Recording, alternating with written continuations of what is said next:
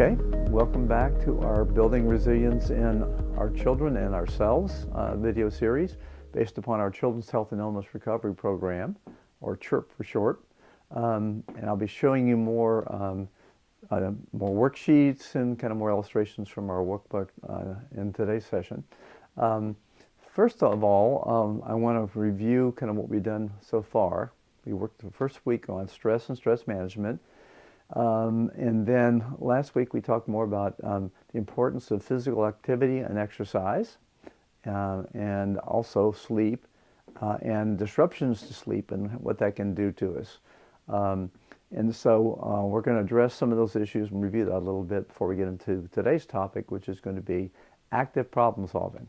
And I'll get into that in a minute. First off, hopefully with your exercise plan, you were able to do some kind of activity during the week. I know we've had bad weather here as far as snow and icy sidewalks and so on, but either getting to the gym or getting outside, getting somewhere where you can set a goal for the week for what exercise you're going to do. And what we are encouraging you to do is gradually increase that and add more variety to it.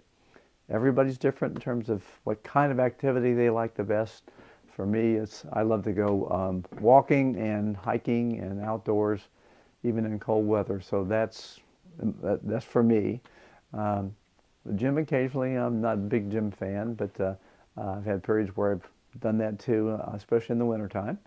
But just increasing our activity level in very graduated ways. I know for some of you who may have either medical issues or chronic pain issues, you're going to want to be cautious about that. Don't overdo it. That's the worst thing you can do.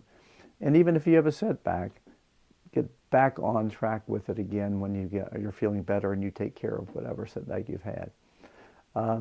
The other is, and keep up that exercise plan sheet. The other is working on sleep, and we provided you with a sleep log to fill out.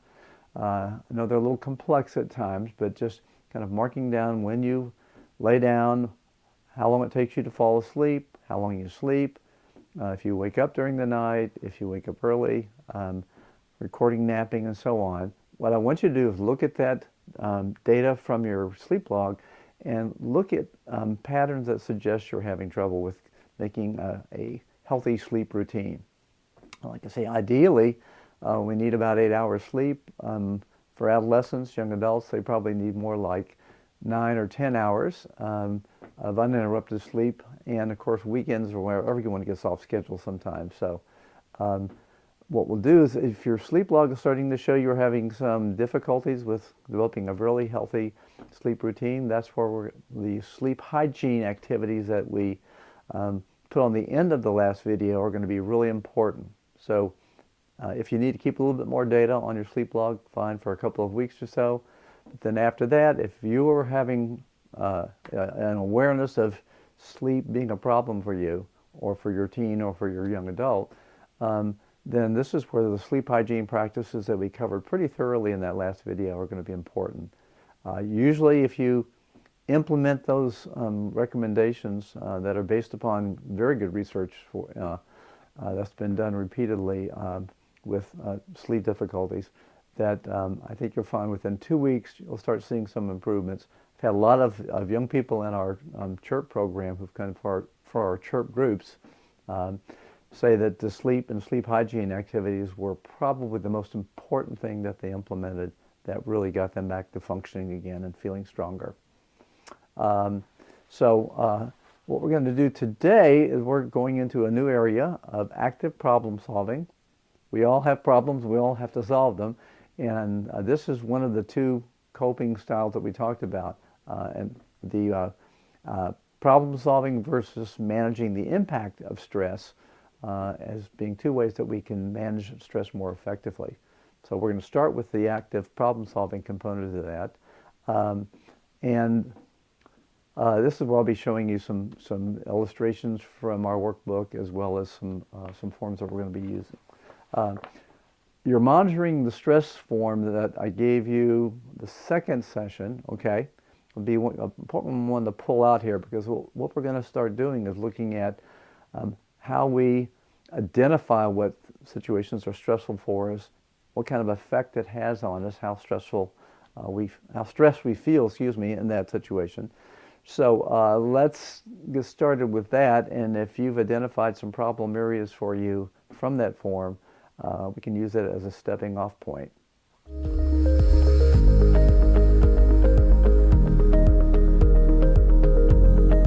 Okay, so we have talked about these two forms of coping. Active problem solving is basically taking actions that can reduce a stressful situation. Sometimes it means refusing to do something, prioritizing what you're going to work on and what you're not going to work on, and being able to, in some situations, say no to demands that are put on you, or situations that come up that you really aren't ready to handle and don't want to handle, for example. So we're going to go through a number of problem-solving strategies, but first we're going to talk about how do we define what a problem situation is. Later on, we're going to get in a couple of sessions on more of managing the impact, and those are fun things to learn because we're going to talk about progressive muscle relaxation, mindfulness, meditation, diaphragm breathing, a number of very effective techniques for bringing down stress levels and managing the impact that stress can have on us. Several steps of problem solving, and here I've identified more of 5 steps that you can use. First off is to identifying the problem, and the form here that we use in the workbook is your biggest concern worksheet. And so writing down 3 or 4 or 5 kind of concerns and then ranking them as to which one you want to tackle first. You can't tackle them all at one time. Some people want to pick a bigger problem because if it's more effectively managed, they feel like it brings down overall stress. Other people want to start with a small problem and identify that and begin applying these problem-solving strategies to that. So it's up to you, but the key thing is your biggest concerns that you've written down is to word that as a problem in a solvable language. I mentioned last time that sometimes in working with young people, my experience has been they often say, well, I have no friends or nobody likes me. That's my problem. Or I'm not good at math. I'm just really dumb at math. I've got to hang up about math. And those are, problems, but they're not really broken down into kind of manageable terms. So a key thing is try to go back and reword that problem in a manageable term. So for example, if it's something like, I don't have any friends, it may be more something like, I don't have as many friends as I'd like to have, and don't feel I can depend on them. I'd like to begin to develop some friendships and relationships that I'm comfortable in, and I feel they accept me. That's a lot more information about what someone's looking for. Maybe something like, I want to find friends who share my same interest or my same values. So we're going to work on that in terms of just identifying that problem in solvable terms. And then we're going to rank order which one of those problems we want to start working on. So that's kind of step one. Also, along with that is the form that you're seeing here on the screen that says showing where this happens, where the concern or the problem happens, who's involved in that. Is it something that's instrumental and doesn't involve other people, or is it something that involves a relationship with a teacher or with a coach or with a parent, or your parent-child relationship, for example, a boss at work, a supervisor, those kinds of situations. So where does that problem occur? Who's involved in that problem? And then basically looking at how does that situation make you feel? Do you feel overwhelmed? Do you feel thwarted in your efforts? Do you feel not listened to? Do you feel disregarded? So what's that emotion that you're feeling in that situation that makes it such a problem for you? Sometimes changing the emotional response to it can be something, as well as the perception of the problem, can be instrumental in helping decrease the impact of it. And then lastly, what do you usually do? And sometimes this is where we find out the strategies that we're using now that aren't working well for us. One of the biggest coping strategies that we see so often with young people who are either depressed, anxious, stressed by their medical issue, by difficulties they're having in school with academics and so on, or social problems. It's just feeling overwhelmed, and their response is often to avoid. And we all try to avoid situations that are uncomfortable for us. We all avoid situations where we don't know what to do, where we feel like we don't have the skills to express ourselves, to advocate for ourselves to get what we want. And again, those are other skills we're going to be talking about down the road. But for now, what are we doing right now? And what impact might that be having on solving the problem? Next, step 2 is what we call the brainstorming step. And I like to have fun with this because sometimes brainstorming means you throw in everything but the kitchen sink in terms of what things you can do. You can say, I'm going to keep avoiding the problem. Okay, great, but we're going to look at the pluses and minuses of that strategy.